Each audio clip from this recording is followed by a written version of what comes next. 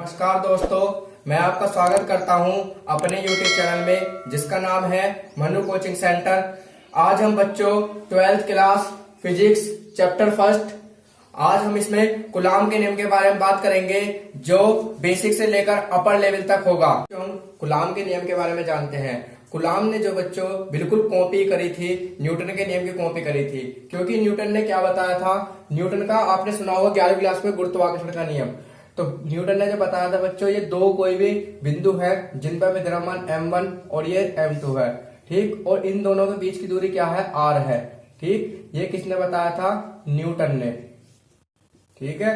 तो इन्होंने बताया था बच्चों, जो बल जो होता है वो दोनों द्रव्यमानों के गुणनफल के अनुक्रमानुपाती होता है, ठीक है, और इनके बीच की दूरी के वर्ग के व्युत्क्रमानुपाती होता है। इन्हीं की कॉपी कर कूलाम ने क्या बताया आपको, कूलाम ने जो बताया था, ये दो बिंदु आवेश हो गए, दो बिंदु हो गए, ठीक है। इन्होंने बताया था आवेशों के ऊपर, पहला आवेश Q1, दूसरा आवेश Q2, ठीक है, बीच की दूरी r मान ली मैंने। इन्होंने बताया था दोनों बिंदु आवेशों के गुणनफल के अनुक्रमानुपाती तथा उनके बीच की दूरी के वर्ग के व्युत्क्रमानुपाती। ये नियम बताए थे कूलाम ने और ये बताए थे न्यूटन ने। तो बच्चों देखो, न्यूटन की कॉपी करी किसने, कूलाम ने। न्यूटन ने किसके ऊपर बताया था, द्रव्यमानों के गुणनफल के अनुक्रमानुपाती और उनके बीच की दूरी के वर्ग के व्युत्क्रमानुपाती, ठीक है। और कूलाम ने क्या बताया था, दोनों आवेशों के गुणनफल के अनुक्रमानुपाती और उनके बीच की दूरी के वर्ग के व्युत्क्रमानुपाती। बच्चों, मैं आपको इससे पिछले लेक्चर में कूलाम का नियम डिटेल में सिद्ध करके बता चुका हूं। यदि आपको कूलाम का नियम समझना तो आप वीडियो पे जाकर देख सकते हैं, ठीक है। आगे समझते हैं। तो कूलाम का नियम हम सिद्ध करवा चुके हैं आपको, और यदि आपको देखना हो तो आप मेरे पिछले लेक्चर में जाकर देख सकते हैं, ठीक है बच्चों। देखो अब आगे इसके बारे में जानते हैं, एप्सिलॉन नोट के बारे में, परावर्तितांक के बारे में जानते हैं कि क्या सीधे, ठीक है। इन्होंने ये नियम सिद्ध कर दिया था, ठीक है, कूलाम का जो नियम था। यहाँ देखो बच्चों, के क्या था, के बताया था मैंने आपको परावर्तितांक, ठीक, के होता है परावर्तितांक। तो बच्चों के का मान जो होता है अलग अलग माध्यम के लिए अलग अलग होता है, ठीक है। तो के का मान निर्वात अथवा वायु के लिए, निर्वात अथवा वायु के लिए के का मान 1 होता है, ठीक, और सभी धातुओं के लिए, सभी धातुओं के लिए के का मान अनंत होता है, और अन्य माध्यमों के लिए, अन्य माध्यमों के लिए के का जो मान होता है, के का मान 1 से बड़ा होता है, ठीक है बच्चों। निर्वात वायु के लिए के का मान 1 होता है, और सभी धातुओं के लिए के का मान कितना होता है, अनंत, और अन्य माध्यमों के लिए के का मान क्या होता है, 1 से बड़ा। परावर्तितांक जो होता है वो आवेश के बीच बल के मान को कम करता है, ठीक है। और परावर्तितांक का मात्रक क्या होता है, इसका मात्रक क्या होगा, परावर्तितांक का मात्रक, इसका मात्रक बच्चों कुछ नहीं होता, ठीक है। और ये विमाहीन राशि है, कैसी राशि है ये, विमाहीन राशि है, ठीक है बच्चों। आगे देखते हैं अब, इसके अंदर मैंने बताया था निर्वात वायु का क्या होता है, के बराबर 1 होता है। तो ये के बराबर 1 रखा जाए, फॉर्मूला क्या बन आएगा, 1/4 पाई एप्सिलॉन नॉट इंटू में Q1 Q2 अपॉन में R का स्क्वायर। तो ये फॉर्मूला बन के आ गया, ठीक है। तो आगे जानेंगे, ये जो वैल्यू होती है ये है कांस्टेंट वैल्यू, इसका मान लिया मैंने R मान लिया 1/4 पाई एप्सिलॉन नॉट, इसका मान कितना होगा, 9 × 10⁹, ठीक है। ये आपको वैल्यू याद करनी है। तो आगे जानते हैं बच्चों, एप्सिलॉन नॉट होता क्या है, यहाँ पर एप्सिलॉन नॉट होती है निर्वात की वैद्युतशीलता, निर्वात की वैद्युतशीलता, ठीक है, ये होती है निर्वात की वैद्युतशीलता। अब इसके आगे बच्चों हम जानेंगे कि एप्सिलॉन नॉट का मात्रक क्या होता है, ठीक है। उसे मैं आपको ज्ञात करना बताऊं कैसे आप निकाल सकते हैं, क्योंकि पेपर में कभी कभी पूछा जाता है एप्सिलॉन नॉट का वीमा बताओ, मात्रक बताओ, ठीक है। तो हम सब चीजों का डिस्कशन करेंगे आज एक करके। एप्सिलॉन नॉट का मात्रक क्या होगा, फॉर्मूला क्या होता है, F बराबर 1/4 पाई एप्सिलॉन नॉट इंटू में Q1 Q2 अपॉन में R का स्क्वायर। तो देखो एप्सिलॉन नॉट तो कितना है, 1/4 पाई इंटू में Q1 Q2 अपॉन में F और ये आर का स्क्वायर। ये क्या करा बच्चों मैंने, एप्सिलॉन नॉट डिवाइड में था, देखा मल्टीप्लाई में, और जो मल्टीप्लाई में कर डिवाइड होगा। ठीक है, तो यहां से अगर हम इसकी विमा निकालते हैं एप्सिलॉन नॉट की, तो क्या आएगी, ये तो कांस्टेंट पद है, क्यू का ये क्या, क्यू क्या होता है, क्यू का मात्रक क्या होता है, कूलाम। तो क्या बन जाएगा, कूलाम स्क्वायर, कूलाम स्क्वायर बटे इस बल का मात्रक न्यूटन होता है, इनटू ये क्या हो जाएगा, मीटर स्क्वायर। तो ये किसका मात्रक होगा, एप्सिलॉन नॉट का मात्रक है ये। ठीक है, एप्सिलॉन नॉट का मात्रक क्या हो गया ये। आगे बच्चों देखते हैं हम एप्सिलॉन नॉट का, एप्सिलॉन नॉट की विमा क्या होती है, एप्सिलॉन नॉट की विमा, बच्चों एप्सिलॉन नॉट की विमा निकालते हैं तो क्या होती है, 1/4 पाई एप्सिलॉन नॉट इंटू में Q1 Q2 अपॉन में R का स्क्वायर। यदि मैं यहाँ से एप्सिलॉन नॉट की विमा निकालता हूं तो कितनी आएगी, 1/4 इंटू में यहाँ आ जाएगा Q1 Q2 अपॉन में F इंटू में R का स्क्वायर। तो एप्सिलॉन नॉट की विमा, ठीक है, क्या होगी, देखो ये तो कांस्टेंट पद है, तो आवेश की विमा क्या होती है, AT। यहाँ पे आवेश दो बार तो स्क्वायर आ जाएगा, ए का मतलब क्या होता है एम्पियर, टी का मतलब क्या होता है टाइम।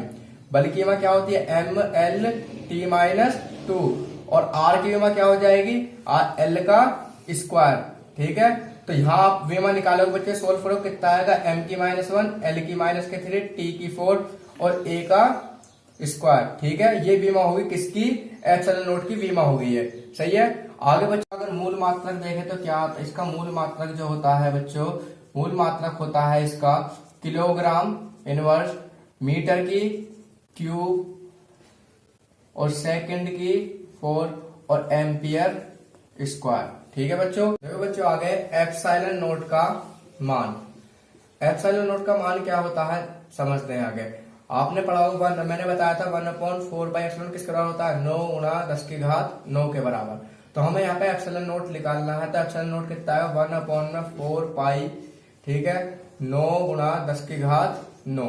ठीक है, तो आगे जानते हैं पाई का मान कितना होता है, 3.14, 9 × 10 की घात 9। अब बच्चों इसे सोल्व करेंगे तो कितना आएगा, 8.85 × 10 की घात -12। और एप्सिलॉन नॉट का ही मैंने मात्रक आपको निकलवाया था, कितना आया था, कूलाम स्क्वायर प्रति न्यूटन इंटू मीटर। ठीक है, एप्सिलॉन नॉट का जो मात्रक था। ठीक है बच्चों, वैद्युत बल की दिशा, इस वैद्युत बल की दिशा की दो स्थिति होंगी, एक तो समान प्रवृत्ति के आवेश हो और जब एक विपरीत प्रवृत्ति के आवेश हो। समान प्रवृत्ति का आवेश देखो, जैसे कि मैंने मान लिया ये पहला आवेश Q1 है, ठीक, और ये दूसरा आवेश Q2 है, तो समान प्रवृत्ति के हैं, समान प्रवृत्ति के तो कैसा बल लगेगा, प्रतिकर्षित। ठीक है, तो ये बल की दिशा किधर होगी, इधर की साइड, तो ये, और इसके बल की दिशा किधर साइड होगी, इधर के साइड। ठीक है, देखो बच्चों ये जो लिखा है मैंने F12, इसका मतलब क्या होता है, ये होता है पहले आवेश के कारण, मतलब पहले आवेश पर बल दूसरे के कारण। ठीक है, पहले आवेश पर बल किसके कारण, दूसरे के कारण, दूसरे के कारण। और ये लिखा है मैंने F21, इसका मतलब क्या होता है, दूसरे आवेश पर बल पहले के कारण। ठीक है बच्चों, क्या बताया मैंने, ये F12 का मतलब क्या होता है, पहले आवेश पर बल दूसरे के कारण, और दूसरे आवेश पर, सॉरी वैसे है गलत लिया, ये लिखा जाएगा दूसरे 21, यहाँ क्या होगा, दूसरे आवेश पर बल पहले के कारण। ठीक है बच्चों, देखें तो ये दोनों जो बल होंगे एक दूसरे के कैसे होते हैं, बराबर होते हैं। ठीक है, जैसे कि एग्जांपल दूं, यदि ये मार्कर है, यदि मैं इस पर 10 न्यूटन बल इधर की साइड लगाऊं और 10 न्यूटन बल इधर की साइड लगाऊं, तो क्या होगा, इस पर कोई प्रभाव नहीं पड़ेगा, मतलब कैसा होगा, ये दोनों एक दूसरे के बराबर रहेगा।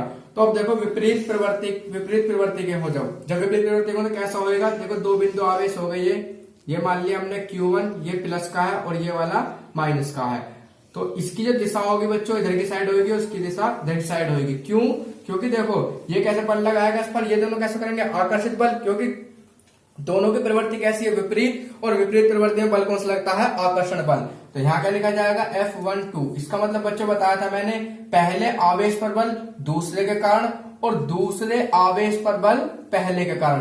ठीक है बच्चों, आप समझ गए होंगे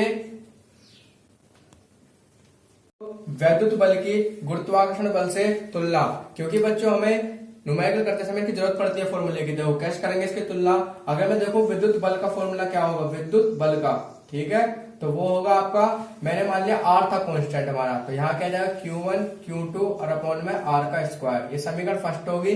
तो यहाँ बच्चों आर का मतलब क्या है, 1/4πε0 से है, ठीक है, कांस्टेंट पद है। और अगर देखें हम गुरुत्वाकर्षण बल की, ठीक है, किसकी देखें, गुरुत्वाकर्षण बल, तो वहां क्या होएगा Gm1 M2 और अपॉन में आर का स्क्वायर। ये होगी समीकरण सेकंड, ठीक है। ये विद्युत बल का है और ये गुरुत्वाकर्षण बल का है। तो समीकरण फर्स्ट डिवाइड बाय समीकरण सेकंड। जिस समीकरण फर्स्ट को सेकंड से भाग करो तो कितना आएगा यहाँ पर, तो देखो आर Q1 Q2 अपॉन में आर का स्क्वायर बटे यह Gm1 M2 अपॉन में आर का स्क्वायर। आर स्क्वायर खत्म, तो यहाँ कितना बचा, आर Q1 Q2 अपॉन में Gm1 M2। यहाँ आ जाएगा F विद्युत क्षेत्र और गुरुत्वाकर्षण बल, ठीक है बच्चों। देखो आगे अब ये बच्चों ये क्या चीज है, आर यहाँ पर कांस्टेंट है जिसका मान मैंने आपको बताया था, आर का मान कितना होता है, 1/4πε0 होता है, ठीक है। आप देखो ये क्यों क्या है, आवेश है दो बिंदुओं का आवेश होगा, ये क्या है, दो बिंदुओं का द्रव्यमान है। और कैपिटल जी क्या है यहाँ पे, ये है आपका क्या, गुरुत्वाकर्षण नेतांक। यदि आपको मेरी वीडियो अच्छी लग रही हो तो वीडियो को लाइक करें, चैनल को सब्सक्राइब करें, बेल आइकन को प्रेस करें ताकि आने वाली वीडियो मिस ना हो। थैंक यू, मिलते हैं अब नेक्स्ट लेक्चर में।